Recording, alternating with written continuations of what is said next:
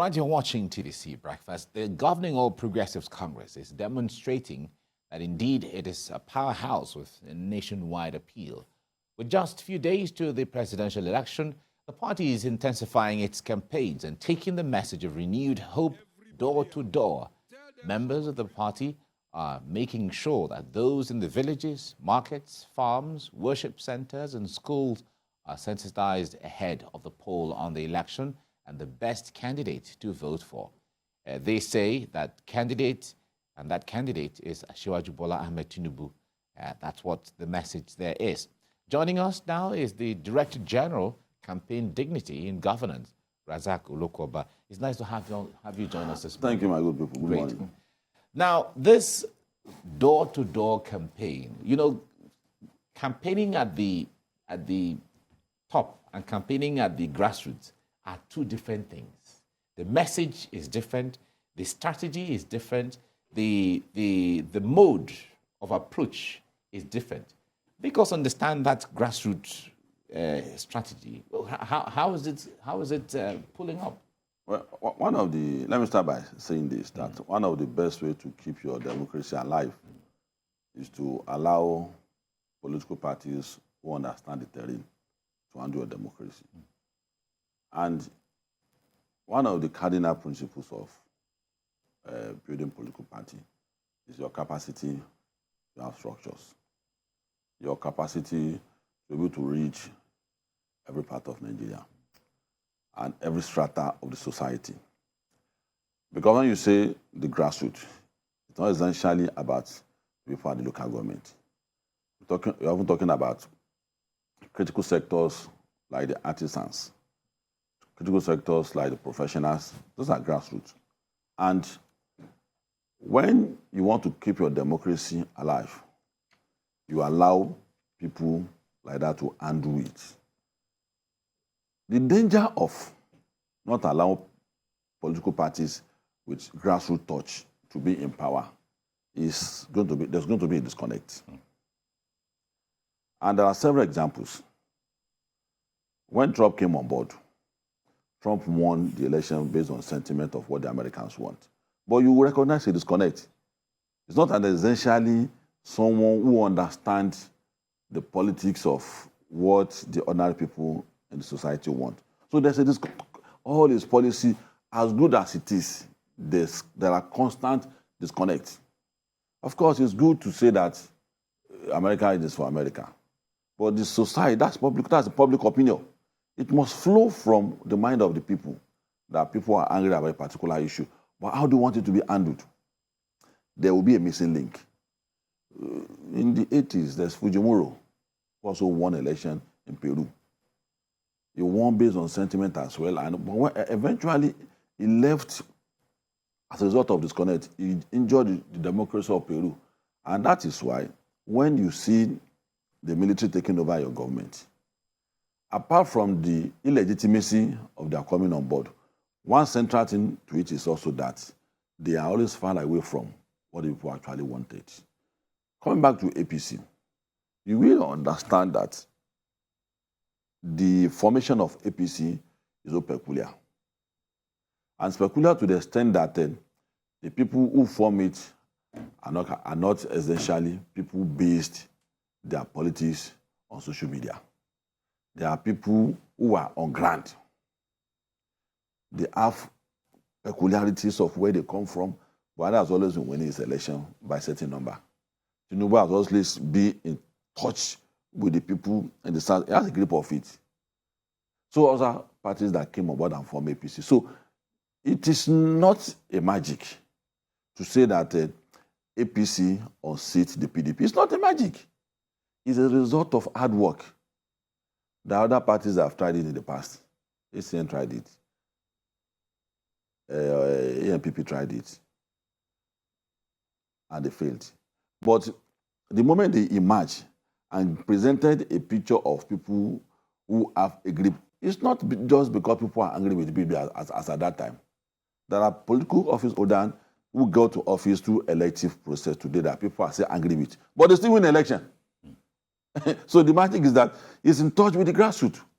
He's in touch with all the sector. And that's why INEC and the civil society educate our youth that if you want to rule, it's not on social media. It's about structure. Go to your area. What are your pains? Express it to your people. And tell them, I have the capacity to do more than what our current councillors are doing. But when you wake up, or there's a political party that turn his own platform to angry Nigerians to come and ventilate their anger and go back, you will see the result of the election. You will see the result of the election. And you know the party I'm talking about. There's a particular party that it is a platform to come and abuse people there. All they do is wake up every day and be insulting people. The real touch of how to win election is missing. Forget about the paid rally that the people go to. All political parties will always be filled with people. And we all know how people get to rallies. But when you get to the nitty-gritty, you see what it is. When you want to, when there's a social movement coming up, and you want to disseminate information, you want to pass an idea across, give it to PDP too. They have that kind of capacity too. But APC appears to be stronger in that direction. And that is the pattern that has been winning the election. And that is not going to be far away from how they're going to win the election this time around. And that's why you see that PDP is perpetually bothered that what they have been able to do, they have a political party that has been able to do it better than them. So it's an education of how to win power. It's not rhetorics. It's not a permutation. It's not an excitement. It's not about emotion. It's a sequence. It's an education. So, and that's why anybody who wants to play politics must be ready to be educated about politics. That's why people constantly say that politics is a local issue. If you are a professor, people love you. And that's the missing link when Gani Fahimi contested. That's the missing link. We thought that Gani has brought a lot of people out of jail. He has sentenced many criminals to jail. He has been fighting for the people. But the missing link is what we are discussing this morning. The grassroots, the touch. It doesn't have the organization. Yes. To win an election, you have to organize. Yes. Yeah, like somebody was saying that one of the parties said they don't have, I think it was Tambuwa who was talking about Labour Party. The Labour Party, they don't even have agents in many of the states. You know, many of the polling areas, they don't have agents. What I wanted to talk to is this Naira policy. So the idea of Naira policy is to stop mobilizing, to stop using money to mobilize. We have seen the Asiwaju crowd. We saw the Asiwaju crowd in Borno. We saw the one in Ibadan. We saw the one in Osun. We saw even the one in Owerri and Port Harcourt. All of these are the ones that I can remember Gombe. The ones that happened with this crunch. And the Kwara people that took it personal. And the Kwara that took it personal. Yeah. So were those not evidence that this Naira policy thing has even failed because they mobilized people without money? A national governor was here and he said, we didn't have money. We asked the federal government, CBN, to give us 5 million. And they didn't get 5 million for us. So we still had to mobilize our people from different places, put them in trucks and so on, to bring them to town and so on. Is that not the first evidence that the Naira thing has failed? And that's the question we need to ask ourselves all the time. Even if the design thing is not going on, the question you ask yourself is, okay, how much do they give to this kind of crowd? And the answer is simple. It's not about money. It's about the structure. Let me talk to you. You know how Hitler emerged too. Hitler also had structure. It's not about the story that he said. And he organized. He had cells all over the place. So as devilish as his ideologies were, some people will know, fascists don't agree with me, but it was organized. The unorganized will always be at the mercy of the organized. An example of which is what we are witnessing today in the campaign of APC. If you look at the kind of crowd we witness today, it's amazing. And that structure. So you cannot take that away from politics. And that's why it is important for all political parties to create a class of political class where people will be educated to understand the importance of all these structures. It's not only because you want to win an election. It's also because you must also be able to sell your programs. When you have your manifestos, when you don't have structure, you will not be able to sell it. I said something about Labour. If Labour emerges today, how do you intend to run your government? Who sat down as a member of parliament to write your manifesto with you and your program? The man said once that where will you take it? Obi said one when he was talking to the NLC, he said that when they were writing his manifesto, he said he was going to write it himself. That nobody can write manifesto for me. That I will write my manifesto. Where is that? And that's not manifesto. That's not manifesto. That's not getting pool of ideas together.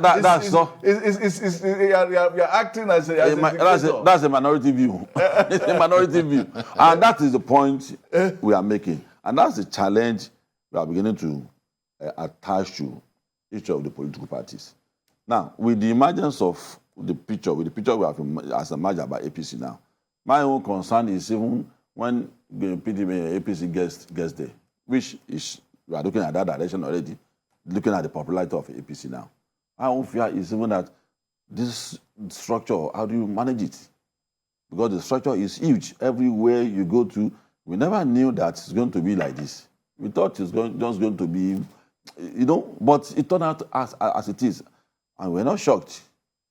We noticed that all the major actors in APC are mobilizers. So the answer to that we are getting today is not a surprise to us. So in summary, let's give it to APC that they did a very wonderful and marvelous job. All right. If you look at the manifesto of the various candidates, or if we narrow it down to APC, it talks about so many things. But you talk about military, you talk about ideology, talk about women, talk about foreign policy, talk about agriculture, talk about all of those things. Now, if you read the letter of them, of course, you will say that the grassroots, the artisan may not really understand.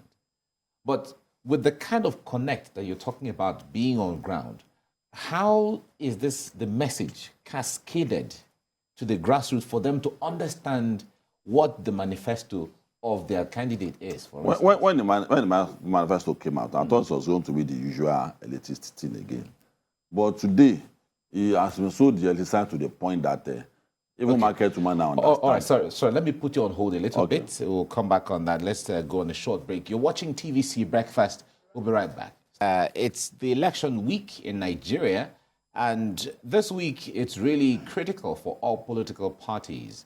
And they are going door to door, ensuring that they speak to their people to vote for them, or all the candidates. But we're narrowing it down to what the APC is doing at the grassroots. And we have in the studio to discuss this issue. We've been talking with Razak Olokoba, and he has been making sense of the issue of the grassroots and where it stands. Now, before we went on the break, the question I asked was around the issue of cascading the manifesto to the grassroots for them to understand. I thought it was going to be the usual elitist thing, where it's only big people like 12 with the big coat that will be able to understand the manifesto.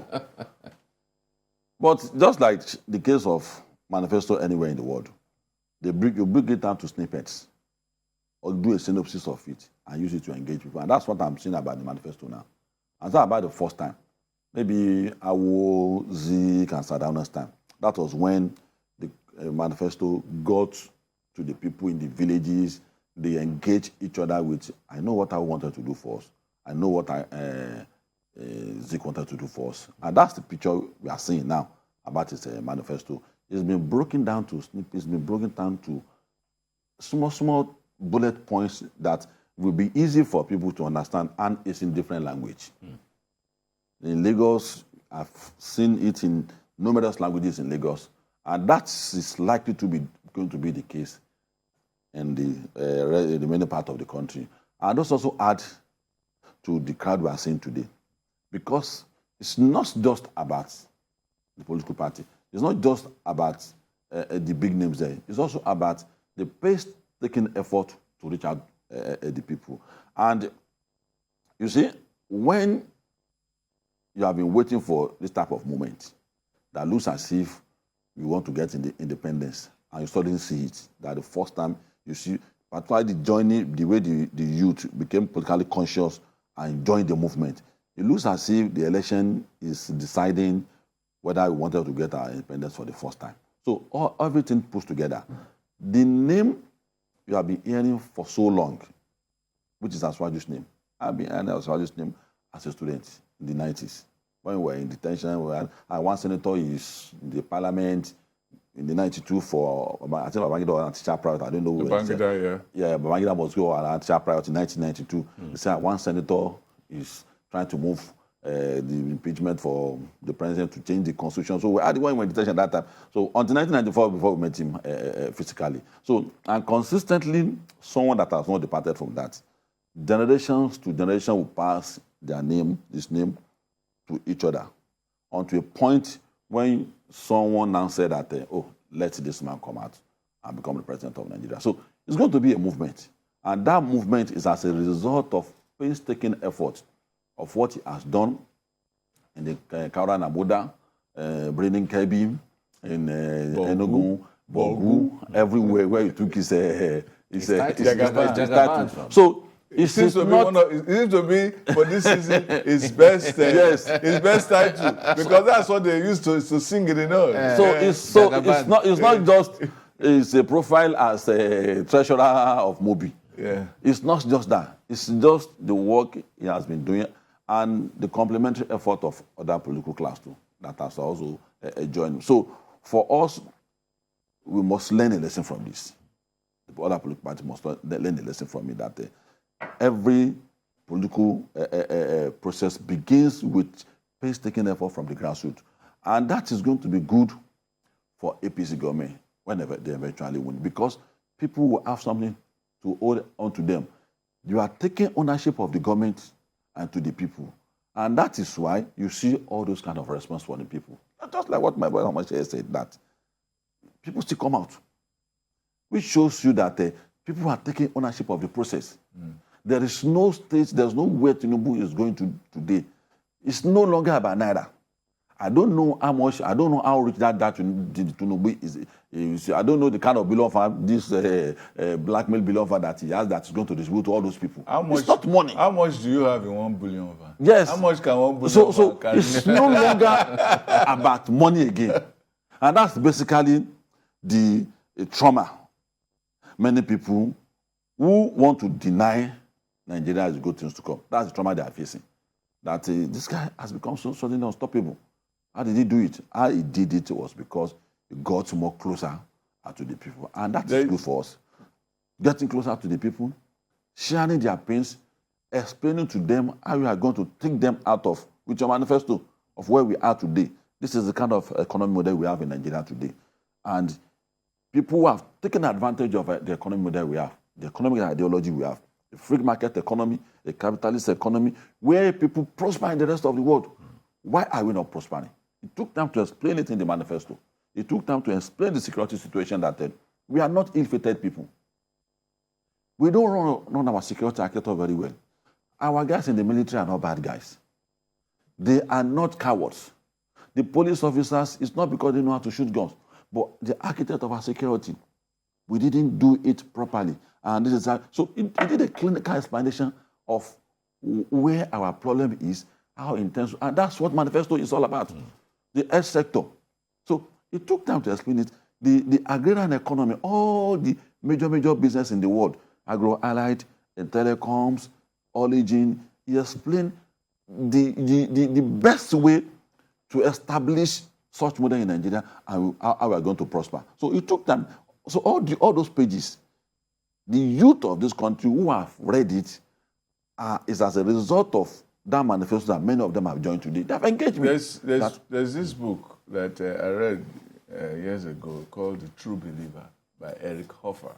He wrote it as a longshoreman, After working in the ports for during the day, at night, he will be writing this book. The book is about mass movements and why people belong to groups and so on and so forth. One of the things that I recall him saying was that he said mass movements can rise without belief in a God, but it cannot rise without belief in a devil.